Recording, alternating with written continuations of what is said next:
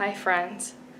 I wanted to do the first video about Samigina as promised. The reason why, briefly, is that I went camping recently and this woman came to me, this dead woman came to me asking me, well, conveying to me that she wanted help. And I do want to help her very much. But I think that there is an aspect of a man attached to her. I think that he might have killed her.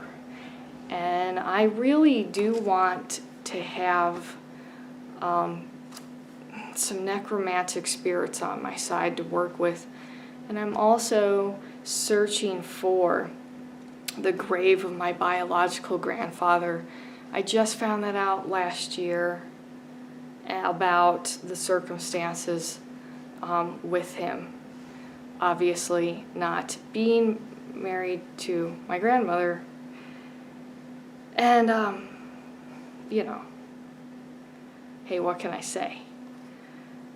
But I knew him as a family friend, and I knew him decently well. So I am trying to search for him, and when I find him, he came to me physically and moved the covers off my bed.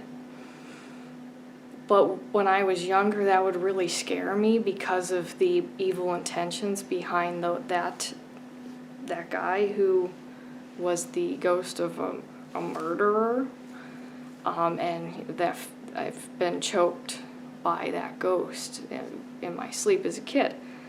So at first I was really scared, but then I had this most calming sensation from this presence, and it meant a lot to me, and I think that was him. And the reason I know is that my sister disclosed this information to me and said it was just time for me to know.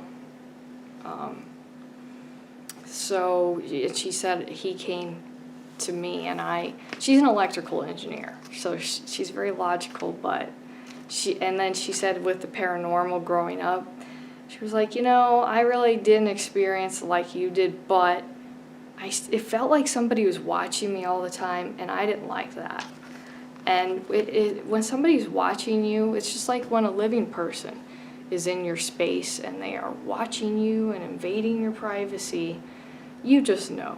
That is a distinct sort of sensation, kind of tied to, I think, our survival mechanisms. But so 10 years ago, when I started doing ritual as a way to understand my abilities, I found my little grimoire, and then I got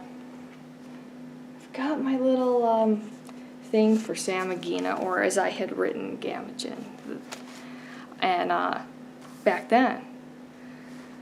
So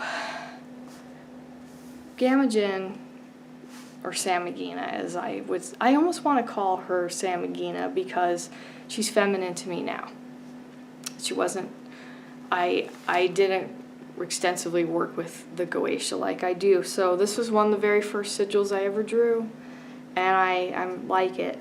And I want to have the Samigina with me because I'm going to go back to this campground to help these spirits. And the smarter you get and the more you get into this kind of stuff, the more that you can utilize protection magic for yourself. Because sometimes, when the dead need help, they have attachments to them as well that might not be very good. And it's also a matter of just separating myself from that death energy. And Samigina, and I'm not imposing my beliefs on the dead, but I think that Samigina and these kinds of entities can help them move on as well. So they're kind of protecting the living and the dead. and they appear to the dead as they wish them, as they need to see that experience as a guiding light or whatever. So it's not about the name of the beliefs or putting a name to it so much as it just is the knowing, the human connection that exists beyond life and death and beyond good and evil. And that's what magic and ritual really strives to accomplish, I think. So I wrote, Samigina is the fourth spirit, and when, Joan and Ware, the guy who wrote the first Goetia from the 1500s, he says you summon Samigina and it looks like a horse, and it can turn into a man. But don't get hung up about the way it looks. And it will summon the dead into airy bodies. So think of air as intellect, and ghosts are. They really are air. And the way that I really experience the astral plane is mental. So it is air. It's intellection and subconscious that is the essence of the element of air. So understanding that, that is, ghosts need to have their story heard, or sometimes, obviously, can feel their physical pain, and that's kind of a different story because then it moves from astral. It's the astral coming down to the physical plane, but I prefer to go to the astral plane consciously than experience it that way, because then I've really got to do a grounding ceremony afterwards. Because let's say I get hit by a car, but I experience it like it happened to me. I feel like kind of fucked up a little bit for like a day afterwards. It drains my energy. It feels like it really happened to me. And obviously the fear and the emotions that go with that.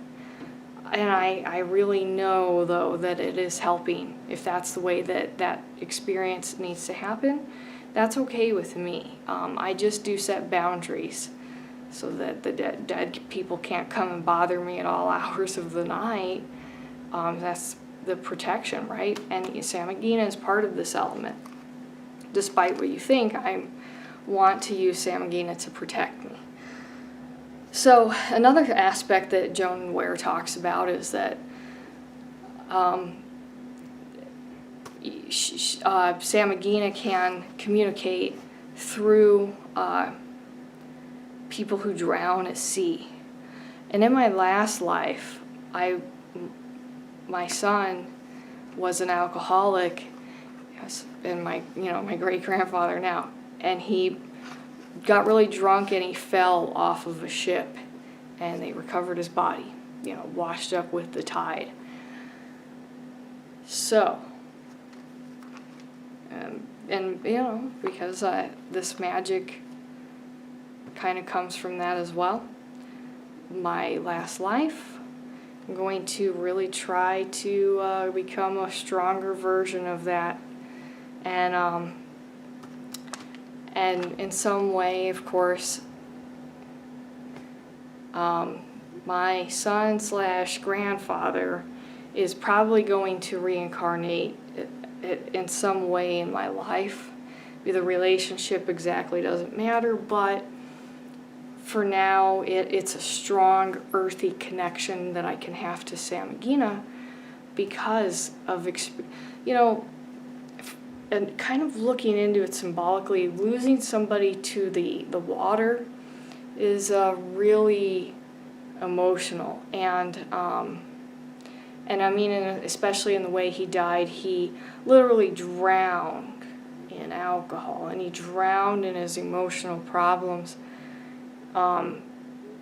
in the end, which was only his 40s. So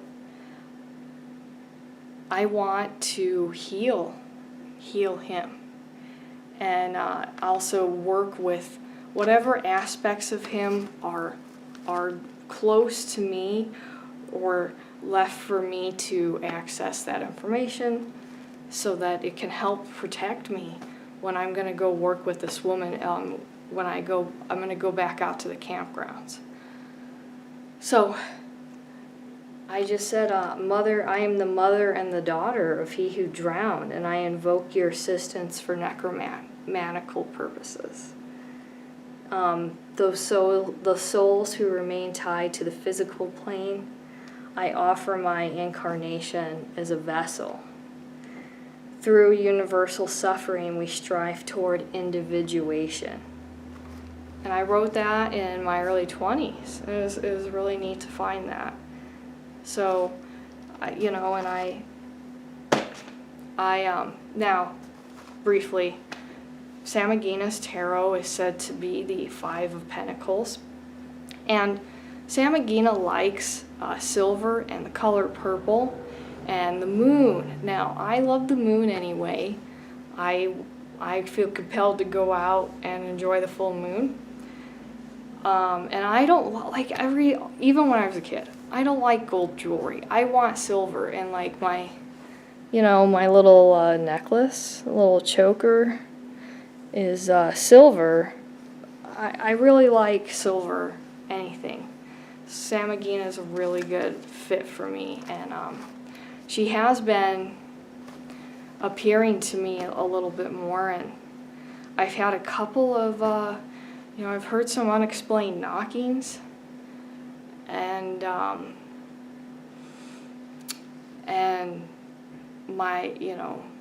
my name being called by this hoarse-sounding woman's voice.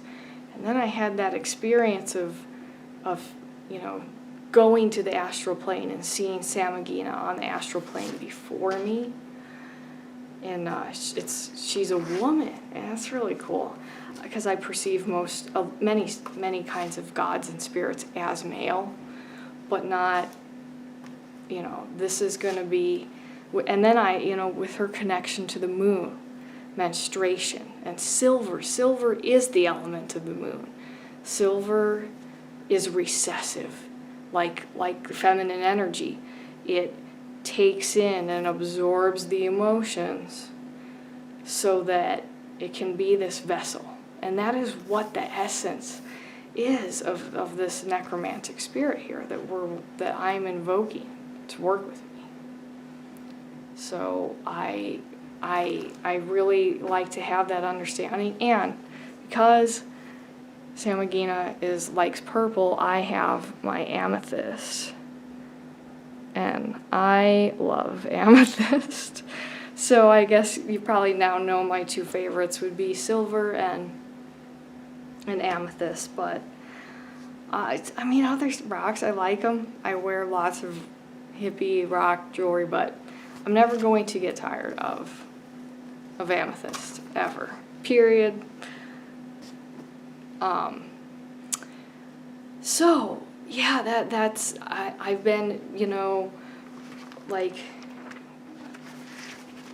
obviously tuning my mind out, and here is the sigil of Samigina. Oh, shit, sorry. And when I draw this, I'm thinking, I connect. I'm going to use the traits of the moon, the recessive trait of the moon, to help these spirits move on. Now, what's in it for me, right? Now, I'm going to offer Samigina this stuff, and I'm going to talk about her on YouTube and talk about what I think, because I am honoring her and bringing her forward and forwarding the dream and the myth. If I can successfully cross a spirit over, I can consume that leftover energy that they leave when they ascend to a different state of consciousness, and I can transmute that. So if it's not a very good energy, I really have to work harder to turn that into something useful. And I really have to step away and do grounding rituals. But I can use that, and it's like food to me. It feeds me, and it makes me, every time I cross another spirit over, it transforms me. And I really like this a lot. And even if it's, hey, I don't know if it's in my own mind or not, I'm here for the experience. So tell me what you guys think, and I'll show you when I go back to the campgrounds. And I'm going to attempt to move the Wraith. I call her the Wraith. And the aspect of the man. I don't think he's conscious. I think she is imagining that he is still chasing her. So it's like a fragment of his personality. But she's very conscious and still stuck in her death state. And plus, if I don't help them, I'll just keep dreaming about them. So that's not, I obviously want to have this emotional release for me as well, because I want to help her and I want to move on.